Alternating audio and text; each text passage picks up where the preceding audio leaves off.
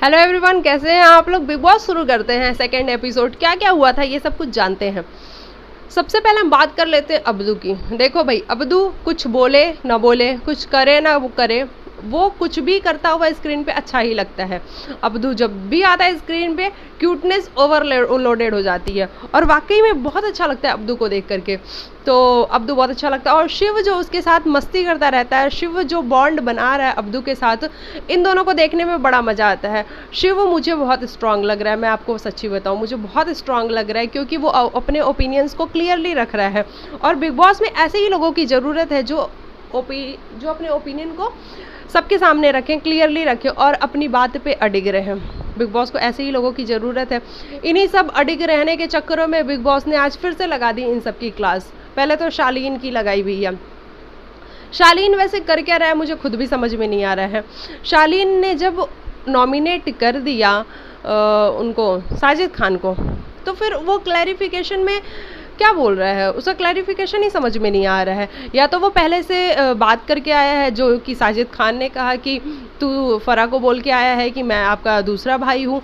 तो जब वो फ़रा का दूसरा भाई है तो फिर ऑब्वियस सी बात है कि साजिद उसका भाई है, तो उसके साथ तो शालीन को लॉयल रहना चाहिए था। लेकिन तुम बाहर कुछ बात करके आए हो और अंदर आके तुम कुछ कर रहे हो। या तो तुमको गेम खेलना तो तुम क्लियरली गेम खेलो, है ना। क्योंकि देखो, सब गेम ही खेलने आए हैं, साजिद भी गेम खेलने आया है, तुम भी गेम खेलने आए हो, तो बुरा मानने वाली कोई बात नहीं है। गेम खेलने आया तो क्लियरली खेलो, लेकिन मुंह पे खेलो, जो कि बिग बॉस ने क्लियर कहा कि आपको लगता है कि आप यहाँ पे एक नया ट्रेंड शुरू कर पाएंगे जो कि ऐसे लोगों का है कि जो अपफ्रंट नहीं है, अपनी बात अब नहीं रखते, उसके बावजूद भी वो शो को जीत जाते हैं।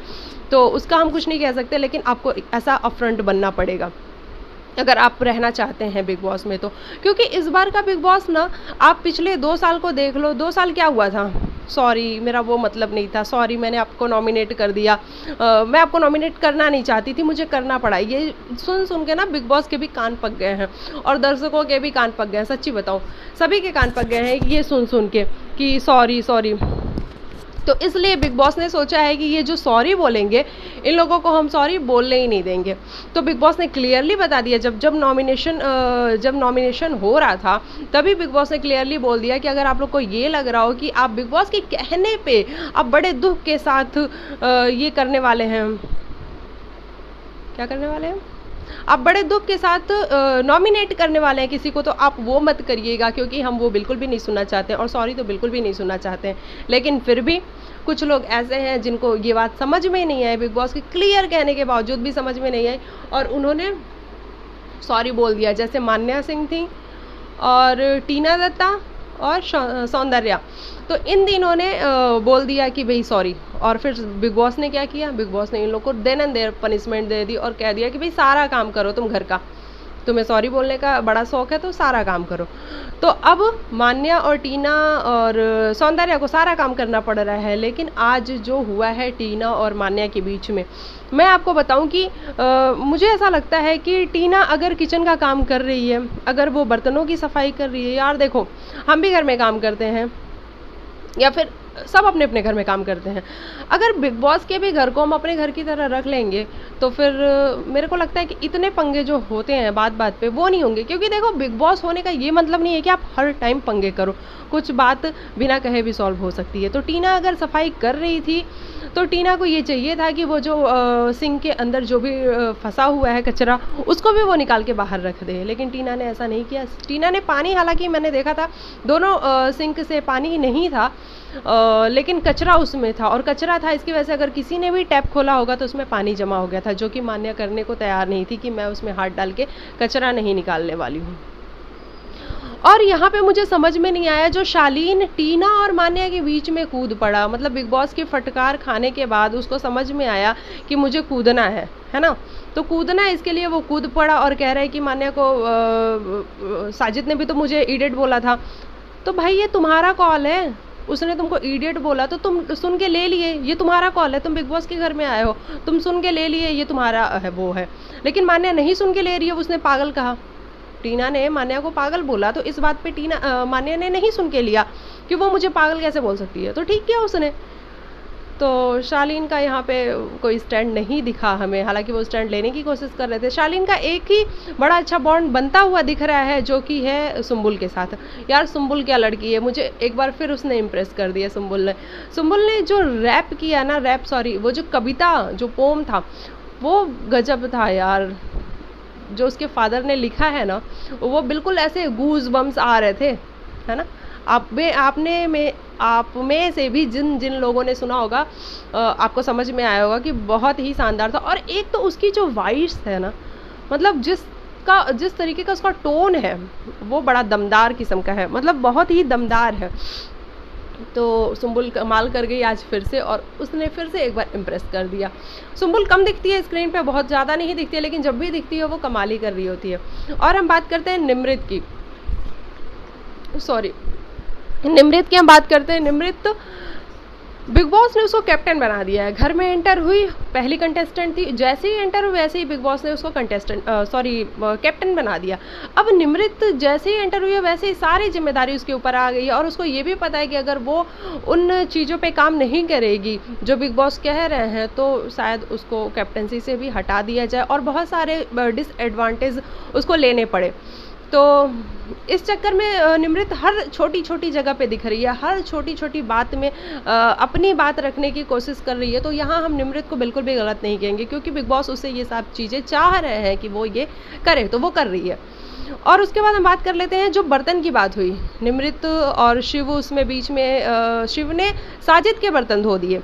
इस पे निम्रित को प्रॉब्लम हो गई कि तुम क्यों धो रहे हो भाई, वो साजिद खुद भी धो सकते हैं।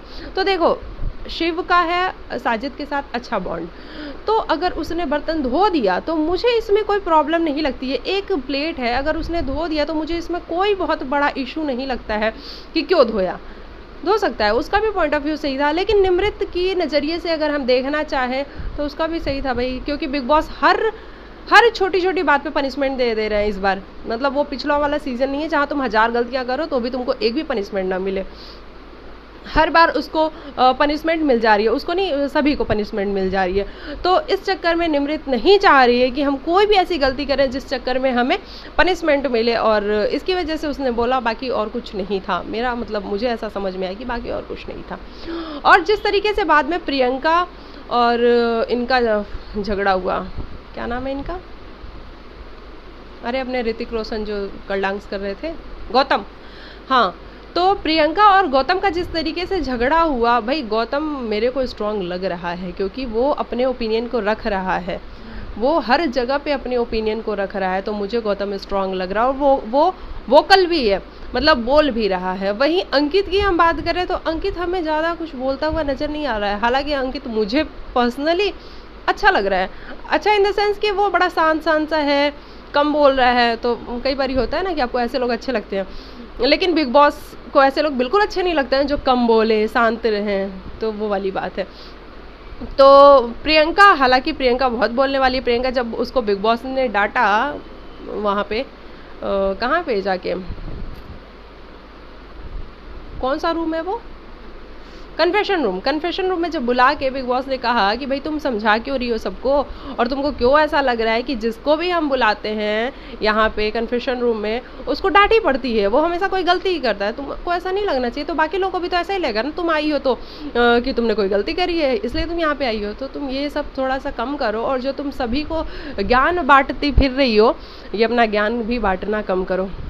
तो ये बिग बॉस ने समझा। इसके बाद प्रियंका को हालांकि बुरा भी लगा कि बिग बॉस ने उसको ऐसा क्यों बोला। वो रो भी रही थी अंकित के आगे कि मैं ज़्यादा अच्छी हूँ, इसकी वजह से मुझे ऐसा सब कुछ देखने और सुनने को मिल रहा है, तो मैं अपनी अच्छाई छोड़ूंगी। लेकिन जिस तरीके से वो लास्ट में मान्या के लिए आई थी, कि मान्या को सपोर्ट करने आई थी वो एक्चुअली, क्योंकि मान्या रो रही थी ना, तो इसलिए उसको लग रहा था कि सभी उस पर चढ़ रहे हैं, तो वो मान्या को सपोर्ट करने आई थी। और उसके बाद जिस तरीके से वो लड़ी है गौतम के साथ, लेकिन फिर इन दोनों का पैचअप हो गया, अंकित ने इन दोनों का पैचअप करवा दिया। भाई पैचअप ही तो नहीं चाहिए इस घर में, पैचअप नहीं चाहिए, बिग बॉस को बिल्कुल भी नहीं चाहिए कि तुम कोई लड़ रहा है, एक तो कोई लड़ रहा है, तुम नहीं लड़ रहे हो और तुम आके पैचअप करा दे रहे हो। जैसे साजिद खान है, वो बड़े होने के नाते बार बार आके पैचअप करा देते हैं। अंकित ने आज फिर से प्रियंका और गौतम के बीच में पैचअप करा दिया। तो ये सब कुछ नहीं चाहिए, ये बिग बॉस का घर है, यहाँ पे लड़ाइयाँ चाहिए, यहाँ पे झगड़े चाहिए। और अब्दू को देख के मज़ा आया, है ना। अब्दू बहुत अच्छा लग रहा है और बहुत अच्छा कर भी रहा है, सही बात है, वो बहुत अच्छा कर रहा है, जो भी कर रहा है बहुत अच्छा कर रहा है, मस्ती कर रहा है पूरा, वो मुझे बहुत सही लग रहा है। और अर्चना की हम बात करें तो अर्चना देखो, अर्चना मुझे ऐसा लगता है ना कि अर्चना ट्राई कर रही है, वो बिग बॉस को इंटरेस्टिंग बनाने की कोशिश कर रही है और इसमें कोई गलती नहीं है। ऐसा कंटेस्टेंट अगर नहीं करेंगे तो फिर बिग बॉस चलेगा भी तो नहीं ना, ये भी तो है ना। तो अर्चना को ये सब करना पड़ रहा है और अर्चना ये भी सोच रही है कि मैं दिखूंगी, तो अच्छा कर रही है वो, मुझे वो कहीं पे भी बुरी नहीं लग रही है। हालांकि उसकी वॉइस कम ज़्यादा समझ में आती है, लेकिन वो मुझे कहीं भी बुरी नहीं लग रही है। बाकी आप और मैं कोई टॉपिक भूल तो नहीं रही हूँ ना। और नॉमिनेट हो गए हैं ये लोग, अर्चना नॉमिनेट हो गई है क्योंकि निमृत ने कर दिया अर्चना और शिव को, क्योंकि शिव और अर्चना दोनों ही हैं ऐसे जिससे निमृत को प्रॉब्लम है। तो मतलब दोनों लड़ रहे हैं, दोनों अपनी बात रख रहे हैं और निमृत की थोड़ी कम सुन रहे हैं इस चक्कर में। तो निमृत ने अर्चना और गौतम को कर दिया और साजिद खान हो गया नॉमिनेट। और कौन हुआ है, ये हो गए स्टैन हो गए हमारे, है ना, ये भी हो गए क्योंकि ये थोड़ी सी कम इन्वॉल्व हो रहे हैं। ये इन्होंने कहा भी तो कि मैं अपने आप को नहीं बदल सकता, चाहे ये शो हो, बिग बॉस हो, चाहे इससे बड़ा शो हो। तो ठीक है भाई, आप नहीं बदल सकते तो अब नॉमिनेट हो गए हो आप, आगे अब भगवान जाने क्या होगा। तो ये नॉमिनेट हो गए हैं, गौरी नागौरी नॉमिनेट हो गई हैं। तो अब देखना बड़ा इंटरेस्टिंग होगा कि कौन इस बार बाहर होता है, एलिमिनेट होता है।